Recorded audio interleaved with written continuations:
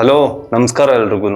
ಯಾವೊಂದು ಘಟನೆ ಕರ್ನಾಟಕದಲ್ಲಿ ನಡೀಬಾರ್ದು ಅಂತ ಕರ್ನಾಟಕ ಪೊಲೀಸರು, ಕರ್ನಾಟಕ ಸರ್ಕಾರದವರು ಸುಮಾರು 1 ತಿಂಗಳಿಂದ ಕಷ್ಟ ಬಿದ್ದು ಪ್ರಯತ್ನ ಮಾಡ್ತಿದ್ರು. ಆ ಒಂದು ಘಟನೆ ನಡೆದೇ ಹೋಯ್ತು. ನಮ್ಮ ಮದ್ದೂರಿನಲ್ಲಿ, ನಮ್ಮ ಕರ್ನಾಟಕದ ಮಂಡ್ಯ ಜಿಲ್ಲೆಯ ಮದ್ದೂರಿನಲ್ಲಿ ಆ ಒಂದು ಘಟನೆ ನಡೆದು ಒಂದು ದೊಡ್ಡ ಸಂಘರ್ಷಕ್ಕೆ ಕಾರಣ ಆಗುತ್ತೆ. ನಿಮ್ಮೆಲ್ರಿಗೂ ಗೊತ್ತೇ ಇರುತ್ತೆ ಏನ್ ವಿಚಾರದ ಬಗ್ಗೆ ಮಾತಾಡ್ತಾವ ನೀವು ಅಂತ. ಹೌದು, ಅದೇ ಮದ್ದೂರಲ್ಲಿ ನಡೆದಿರುವಂತಹ ಹಿಂದೂ ಮುಸ್ಲಿಂ ಗಲಾಟೆ. ಈ ತರದೊಂದು ಗಲಾಟೆ ಆಗ್ಬಾರ್ದು ಅಂತಾನೆ ಕರ್ನಾಟಕ ಪೊಲೀಸರು ತುಂಬಾ ಹಗಲಿರುಳು ಶ್ರಮ ವಹಿಸಿ ಕೆಲಸ ಮಾಡ್ತಾ ಇದ್ರು. ಆದ್ರೆ ಕೊನೆಗೂ ಆ ತರದೊಂದು ಘಟನೆ ನಡೆದೇ ಹೋಯ್ತು. ಯಾಕೆ, ಯಾರ್ದು ತಪ್ಪು, ಏನಾಯ್ತು ಆಕ್ಚುಯಲ್ ಆಗಿ, ಕಂಪ್ಲೀಟ್ ಇನ್ಫಾರ್ಮೇಶನ್ ಕೊಡ್ತೀನಿ. ಯಾರಾದ್ರೂ ನನ್ನ ವಿಡಿಯೋನ ಮೊದಲನೇ ಸತಿ ನೋಡ್ತಾರೆ, ದಯವಿಟ್ಟು ಸಬ್ಸ್ಕ್ರೈಬ್ ಮಾಡ್ಕೊಳ್ಳಿ. ನಿಮ್ ಸಪೋರ್ಟ್ ನನಗೆ ತುಂಬಾನೇ ಮುಖ್ಯ. ನೀವೇ ಹೇಳಿ, ಒಂದು ಹಬ್ಬ ಅಂದ್ರೆ ಎಷ್ಟು ಸಡಗರ ಸಂಭ್ರಮದಿಂದ ಕೂಡಿರುತ್ತಲ್ವ. ಅದ್ರಲ್ಲೂ ನಮ್ಮ ಹಿಂದೂಗಳಲ್ಲಿ ನಾವು ಈ ಗಣೇಶನ ಹಬ್ಬ ಅಂದ್ರೆ ತುಂಬಾನೇ ಒಂದು ದೊಡ್ಡ ಹಬ್ಬ. ಆದ್ರೆ ಈ ಒಂದು ಹಬ್ಬದಲ್ಲಿ ಸಡಗರ ಸಂಭ್ರಮದಿಂದ ಕೂಡಿದ್ದಂತಹ ಮದ್ದೂರ್ನ ಒಂದು ಏರಿಯಾದಲ್ಲಿ ಆ ಸಡಗರ ಸಂಭ್ರಮ ಕೊನೆಗೆ ಇಲ್ದಂಗೆ ಆಗೋಯ್ತು. ಆದ್ರೆ ಅಲ್ಲಿ ನಡೆದಿದ್ದು ಸಡಗರ ಸಂಭ್ರಮಕ್ಕಿನ್ನ ಕಲ್ಲು ತೂರಾಟ, ಲಾಠಿ ಚಾರ್ಜು ಕೇಳೋದಕ್ಕೆ ಎಷ್ಟು ಘೋರ ಅನ್ಸುತ್ತಲ್ವಾ. ಈ ಘಟನೆ ಕರೆಕ್ಟ್ ಆಗಿ ನಡೆದಿರೋದು ಮಂಡ್ಯ ಜಿಲ್ಲೆಯ ಮದ್ದೂರ್ ತಾಲೂಕಿನ ರಾಮ್ ರಹೀಮ್ ಅನ್ನೋ ಒಂದು ಏರಿಯಾದಲ್ಲಿ. ನೋಡಿ, ರಾಮ್ ರಹೀಮ್ ಆ ಏರಿಯಾ ಹೆಸರು ಎಷ್ಟು ಚೆನ್ನಾಗಿದೆ. ಆದ್ರೆ ಅಲ್ಲಿ ಆಗಿರುವಂತಹ ಕೆಲಸ ಈ ಹೆಸರಿಗೆ ತದ್ವಿರುವಾದಂಥದ್ದು. ಪ್ರತಿ ವರ್ಷ ಗಣೇಶನ್ ಕುಂಡಿಸ್ದಂಗೆನೆ ಮದ್ದೂರಿನ ಸಿದ್ಧಾರ್ಥ್ ನಗರ ಅನ್ನೋ ಒಂದು ಏರಿಯಾದಲ್ಲಿ ಈ ವರ್ಷನೂ ಕೂಡ ಗಣೇಶನ್ ಕುಂಡಿಸಿರ್ತಾರೆ. ನಿನ್ನೆ 7ನೇ ತಾರೀಕು ಗಣೇಶನ್ ವಿಸರ್ಜನಾ ಕಾರ್ಯಕ್ರಮನೂ ಕೂಡ ಹಮ್ಮಿಕೊಂಡಿರ್ತಾರೆ. ಈ ಒಂದು ವಿಸರ್ಜನೆ ಕಾರ್ಯಕ್ರಮ ಆ ಏರಿಯಾದಲ್ಲಿ ಎಲ್ಲಾ ಜನರು ಭಾಗಿಯಾಗಿ ವಿಸರ್ಜನೆ ಮಾಡೋದಕ್ಕೆ ಅಂತ ಹೋಗ್ತಾ ಇರ್ತಾರೆ. ಈ ಒಂದು ಮೆರವಣಿಗೆ ಅದೇ ರಾಮ್ ರಹೀಮ್ ಅನ್ನೋ ಒಂದು ಏರಿಯಾದಲ್ಲಿ ಒಂದು ಮಸೀದಿ ಮುಂದೆ ಸಾಗ್ಬೇಕಾದ್ರೆ ಆ ಮಸೀದಿಯಿಂದ ಕೇವಲ 50 ಮೀಟರ್ ದೂರ ಮುಂದೆ ಸಾಗಿದ ನಂತರ ಯಾರು ಅಂತ ಗೊತ್ತಿಲ್ಲ, ಇಲ್ಲಿ ಇದ್ದಂತಹ ಬೀದಿ ದೀಪಗಳನ್ನೆಲ್ಲ ಆಫ್ ಮಾಡಿ ಕಲ್ಲು ತೂರಾಟ ಮಾಡ್ತಾರೆ. ಕಲ್ಲು ತೂರಾಟಕ್ಕೆ ಸದ್ಯಕ್ಕೆ ನಮ್ಮ ದೇವರ ದಯೆಯಿಂದ ಯಾರಿಗೂ ಕೂಡ ಒಂದು ಸಾವು ನೋವು ಆಗಿಲ್ಲ. ಆದ್ರೆ ಎಲ್ಲಾರ್ಗು ಕೂಡ ಏಟಾಗಿದೆ. ಸುಮಾರು 16 ಕಲ್ಲು ತೂರಾಟಗಳನ್ನ ಮಾಡ್ತಾರೆ. ನೀವೇ ಯೋಚನೆ ಮಾಡಿ, ಕಲ್ಲು ಹಬ್ಬದ ಸಂದರ್ಭದಲ್ಲಿ ತುಂಬಾ ಸಡಗರ ಸಂಭ್ರಮದಿಂದ ಇದ್ದವ್ರ ಮೇಲೆ ಯಾರೋ ಅನಾಮಿಕರು ಕಲ್ಲು ತಗೊಂಡು ಎಸಿತಾರೆ ಅಂದ್ರೆ ಯಾರಿಗೆ ತಾನೇ ಕೋಪ ಬರಲ್ಲ. ಅಫ್ಕೋರ್ಸ್ ಹಿಂದೂಗಳಂತೂ ಇದನ್ನ ಮಾಡಕ್ ಚಾನ್ಸೇ ಇಲ್ಲ. ಅಲ್ಲಿನ ರಾಮ್ ರಹೀಮ್ ಅನ್ನೋ ಏರಿಯಾದಲ್ಲಿರುವಂತ ಕೆಲ ಕಿಡಿಗೇಳು ದೇಶದ್ರೋಹಿ ಮುಸಲ್ಮಾನ್ರೆ ಮಾಡಿರುವಂತದ್ದು ಇದನ್ನ. ಎಲ್ರು ಅಂತ ಹೇಳೋದಕ್ಕೆ ಹೋಗಲ್ಲ. ಈ ರಾಮ್ ರಹೀಮ್ ಅನ್ನೋ ಏರಿಯಾದಲ್ಲಿ ಇವತ್ತೇನು ಹಿಂದೂ ಮುಸ್ಲಿಂ ಗಲಾಟೆ ನಡೆದಿದೆಯಲ್ಲ, ಅದಕ್ಕೆ ಕಾರಣಕರ್ತರಾಗಿರುವಂತಹ ದೇಶದ್ರೋಹಿ ಮುಸಲ್ಮಾನರು. ಇವರು ಕಲ್ಲೆಸ್ತು ಯಾರ ತಾನೇ ಸುಮ್ಮನೆ ಇರ್ತಾರೆ. ಅವಾಗ ಈ ಹಿಂದೂಗಳು ಕೂಡ ಟ್ರಿಗರ್ ಆಗಿ ಇವರು ಕೂಡ ಕಲ್ಲೆಸ್ತಿದ್ದಾರೆ ಮಸೀದಿ ಮೇಲೆ. ಅಲ್ಲಿ ಹೊಸದಾಗಿ ನಿರ್ಮಾಣ ಆಗಿರುವಂತಹ ಒಂದು ಮಸೀದಿ ಮೇಲೆ ಇವರು ಕೂಡ ಕಲ್ಲೆಸ್ತಿದ್ದಾರೆ ಅಂತ ಪೊಲೀಸ್ ರಿಪೋರ್ಟ್ ಅವರು ಹೇಳ್ತಾ ಇದ್ದಾರೆ. ಯಾರು ಸುಮ್ಮನೆ ಇರಲ್ಲ.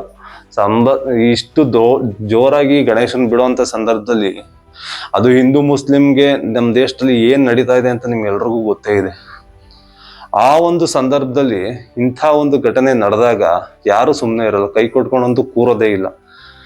ಇವರು ಕೂಡ ಕಲ್ಲೆಸ್ತಿದ್ದಾರೆ. ಇದು ತಪ್ಪು ಸರಿ ಅಂತ ಮಾತಾಡೋದಲ್ಲ. ಇದರಿಂದ ಏನಾಯ್ತು, 2 ಧರ್ಮಗಳು ಕಿತ್ತಾಡೋ ಹಂಗಾಯ್ತು. ಯಾರೋ ಮಾಡಿರೋ ವೇಸ್ಟ್ ಬಾಡಿಗಳು ಮಾಡಿರೋ ಕೆಲ್ಸಕ್ಕೆ ಇವತ್ತು ಮುಸಲ್ಮಾನ ಮತ್ತೆ ಹಿಂದೂಗಳು ವೈಷಮ್ಯ ಬಿತ್ತುವಂತ ಕೆಲಸ ಮಾಡ್ತಾರೆ. ಈ ಒಂದು ಪರಿಸ್ಥಿತಿ ಕೈ ಮೀರಿ ಹೋಗ್ತಿದ್ದಂಗೆನೆ ಆ ಮಂಡ್ಯ ಜಿಲ್ಲೆಯ ಪೊಲೀಸ್ ಉಸ್ತುವಾರಿನೇ ಅಲ್ಲಿ ಘಟನೆ ಸ್ಥಳಕ್ಕೆ ಬಂದು ಎಲ್ಲದನ್ನು ತಿಳಿ ಮಾಡಿ ಅಲ್ಲಿ ಮಾತಾಡಿಸಿ, ಫಸ್ಟ್ ಇವ್ರು ಮಾಡಿರೋದು ಈ ಸಭೆ ಕರೆದು ಯಾವ್ದು ತೊಂದರೆ ಮಾಡ್ಕೋಬೇಡಿ ಅಂತ ಮಾತಾಡಿ ಕಳ್ಸಿದ್ದಾರೆ. ಅದ್ ಯಾವಾಗ ಹಿಂದೂಗಳು ಜಾಸ್ತಿ ಟ್ರಿಗರ್ ಆಗಕ್ ಶುರುವಾದ, ಸುಮ್ನೆ ಯಾಕೆ ಕಲ್ಲು ಹೊಡಿತಾರೆ ಇವ್ರು ನಮ್ಮ ಮೇಲೆ ಅಂತ ಯಾವಾಗ ಜಾಸ್ತಿ ಟ್ರಿಗರ್ ಆಗಕ್ ಶುರುವಾಗ್ಲಿ, ಇವ್ರು ಪೊಲೀಸ್ನವ್ರು ಲಾಠಿ ಚಾರ್ಜ್ ಮಾಡಿದ್ರು. ಲಾಠಿ ಚಾರ್ಜ್ ಮಾಡಿ ಕಳ್ಸಿದ್ಮೇಲೆ ಆ ಕ್ಷಣಕ್ ಮಾತ್ರ ಆ ಒಂದು ವಾತಾವರಣ ತಿಳಿಯಾಗಿತ್ತು. ಆದ್ರೆ ಹೆಂಗಿತ್ತು ಅಂದ್ರೆ ಈ ಬೂದಿ ಮುಚ್ಚಿದ್ ಕೆಂಡದಂಗಿತ್ತು. ಅದು ಇವತ್ತು ದೊಡ್ಡದಾಗಿ ಬೆಂಕಿಯಾಗಿ ಹಿಂದೂ ಸಂಘಟನೆಗಳು, ಬಿಜೆಪಿ ಕಾರ್ಯಕರ್ತರುಗಳು, ಬಿಜೆಪಿಯವರು ಎಲ್ಲರೂ ಸೇರ್ಕೊಂಡು ಈ ಒಂದು ಇಶ್ಯೂನ ಇಂಟರ್ನ್ಯಾಷನಲ್ ಇಶ್ಯೂ ಮಾಡೋ ತರ ನೋಡ್ತಾ ಇದ್ದಾರೆ. ಇದು ಆಲ್ರೆಡಿ ನ್ಯಾಷನಲ್ ಇಶ್ಯೂ ಆಗೋಗಿದೆ. ಯಾಕಂದ್ರೆ ಇಡೀ ದೇಶದಲ್ಲಿ ಇದೇ ಮದ್ದೂರಿನಲ್ಲಿ ನಡೆದಿರುವಂತಹ ಇದೇ ಘಟನೆ ರಿಪೋರ್ಟ್ ಆಗಿರೋದು, ಹಿಂದೂ ಮುಸ್ಲಿಂ ಮಧ್ಯೆ ಗಲಾಟೆ ಆಗಿರೋದು ಅಂತದ್ದು. ಬೇರೆ ದೇಶದ ಯಾವುದೇ ಭಾಗದಲ್ಲೂ ಕೂಡ ಇದು ಈ ವರ್ಷ ಯಾವುದು ಕೂಡ ರಿಪೋರ್ಟ್ ಆಗಿರಲಿಲ್ಲ. ಅದು ಮಂಡ್ಯ ಜಿಲ್ಲೆ ಮದ್ದೂರಲ್ಲೇ ಫಸ್ಟ್ ಆಗಿರೋದ್ರಿಂದ ಇದು ನ್ಯಾಷನಲ್ ವೈಡ್ ನ್ಯೂಸ್ ಆಗಿದೆ ಆಲ್ರೆಡಿ. ನಿನ್ನೆ ಸೋಮವಾರ ನೀವೆಲ್ಲರೂ ನೋಡೇ ಇರ್ತೀರಾ, ಫುಲ್ ಹಿಂದೂ ಸಂಘಟನೆಗಳ ಕಾರ್ಯಕರ್ತರು, ಅಲ್ಲಿರುವಂತ ಲೋಕಲ್ಸ್ ಹಿಂದೂಗಳು, ಬಿಜೆಪಿಯವರು ಎಲ್ಲರೂ ಸೇರ್ಕೊಂಡು ಮದ್ದೂರಲ್ಲಿ ದೊಡ್ಡದಾಗಿ ಪ್ರತಿಭಟನೆ ಮಾಡ್ತಾರೆ. ಕೆಲವರು ಈ ಮೈಸೂರು ಬೆಂಗಳೂರು ಹೈವೇ ಇದೆಯಲ್ಲ ಅದನ್ನು ಕೂಡ ತಡೆದು ಪ್ರೊಟೆಸ್ಟ್ ಮಾಡ್ತಿದ್ದಾರೆ. ನನ್ನ ಒಂದೇ ಒಂದು ಪ್ರಶ್ನೆ, ನಮ್ಮ ಹಿಂದೂಗಳಲ್ಲಿ ಓಕೆ, ನೀವು ಪ್ರೊಟೆಸ್ಟ್ ಮಾಡ್ತಿರೋದು ನಾನು ತಪ್ಪು ಅಂತ ಹೇಳ್ತಾ ಇಲ್ಲ, ಆದ್ರೆ ನನ್ಗೆ ಅನ್ಸಿದ್ದು ಹೇಳ್ತಾ ಇದ್ದೀನಿ.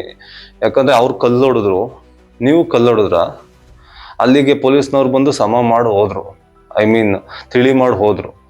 ನೀವು ಮಾಡಿದ ತಪ್ಪು ಅಂತ ಹೇಳ್ತಾ ಇಲ್ಲ, ನೀವು ಪ್ರೊಟೆಸ್ಟ್ ಮಾಡ್ತಿದ್ದೀರಲ್ಲ, ಏಂತಕ್ ಮಾಡ್ತಾ ಇದ್ದೀರಾ ಅಂತ ಅರ್ಥ ಆಗ್ತಾ ಇಲ್ಲ ನನಗೆ. ಓಕೆ, ಅವ್ರು ಕಲ್ಲೊಡಿದ್ರು ಅಂತ ಮಾಡ್ತಾ ಇದ್ದೀರಾ, ಅಥವಾ ಕಲ್ಲೊಡ್ದವ್ರ ಮೇಲೆ ಆಕ್ಷನ್ ತಗೊಳ್ಳಿ ಅಂತ ಮಾಡ್ತಾ ಇದ್ದೀರಾ? ನನ್ನ ಪ್ರಕಾರ ಪೊಲೀಸ್ನವ್ರು ಆಲ್ರೆಡಿ ಆಕ್ಷನ್ ತಗೊಂಡಿದ್ದಾರೆ. ಅದಕ್ಕೆ ಸಾಕ್ಷಿ ಅಂತೆ ಅವ್ರು ಆಲ್ರೆಡಿ ಕೆಲವು ಜನರನ್ನ ಅರೆಸ್ಟ್ ಮಾಡಿದ್ದಾರೆ. ನೀವು ಪ್ರೊಟೆಸ್ಟ್ನ ಯಾವಾಗ ಮಾಡಬೇಕು?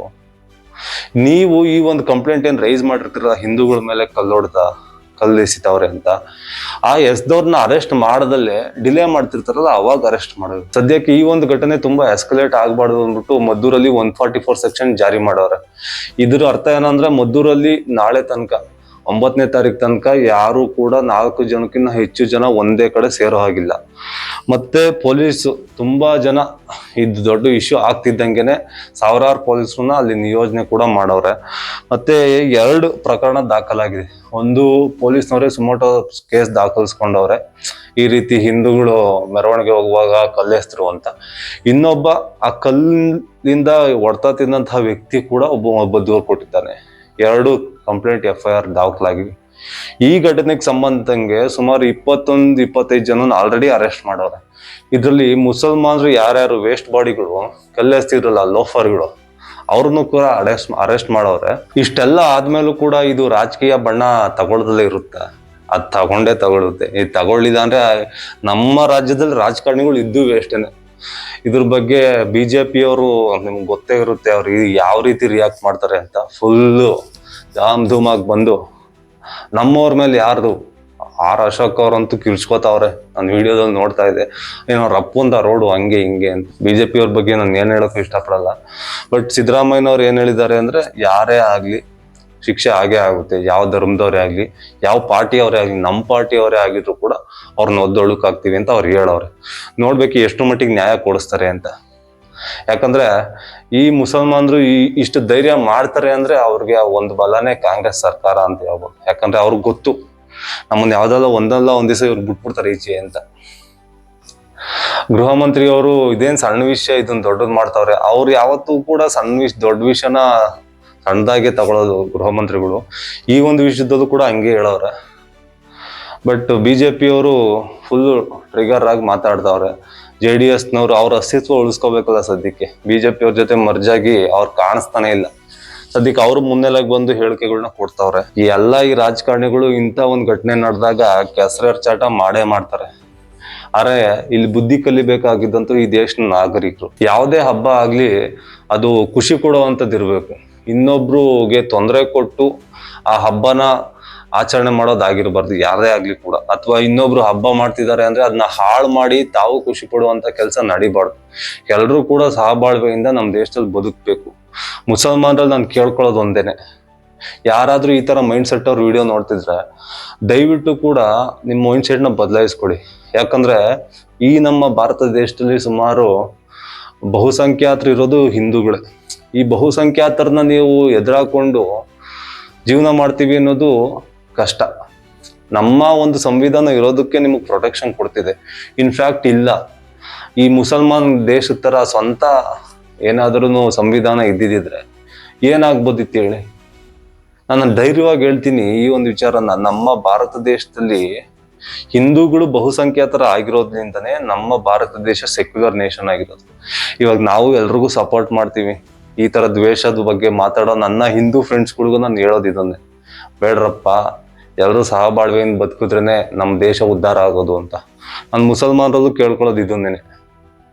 ನೀವು ಕೂಡ ಅರ್ಥ ಮಾಡ್ಕೊಂಡು ಈ ರೀತಿಯಾದಂತಹ ಗಲಭೆಗಳಿಗೆ ಪ್ರಚೋದನೆ ಕೊಡೋದನ್ನ ಕಮ್ಮಿ ಮಾಡಿ. ನಾವು ಭಾರತ ದೇಶದಲ್ಲಿ ಹಿಂದೂ, ಮುಸಲ್ಮಾನ್, ಕ್ರಿಶ್ಚಿಯನ್, ಬೌದ್ಧರು ಎಲ್ಲಾ ಧರ್ಮದವರು ಕೂಡ ಒಗ್ಗಟ್ಟಾಗಿ ಬಾಳ್ಬೇಕು. ಅವಾಗ್ಲೇ ನಮ್ಮ ದೇಶ ಮುಂದುವರೋದಕ್ಕೆ ಸಾಧ್ಯ. ಇದ್ರ ಬಗ್ಗೆ ನಿಮ್ಗೇನ್ ಅನ್ಸುತ್ತೆ ವೀಕ್ಷಕರೇ?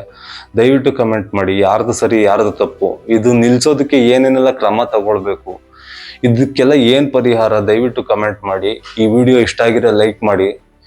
ಈ ವಿಡಿಯೋ ಇಷ್ಟ ಆಗಿರೋ ಅಷ್ಟೇನೆ ಸಬ್ಸ್ಕ್ರೈಬ್ ಮಾಡ್ಕೊಳ್ಳಿ, ನನಗೆ ಸಪೋರ್ಟ್ ಮಾಡಿ. ನಮಸ್ಕಾರ.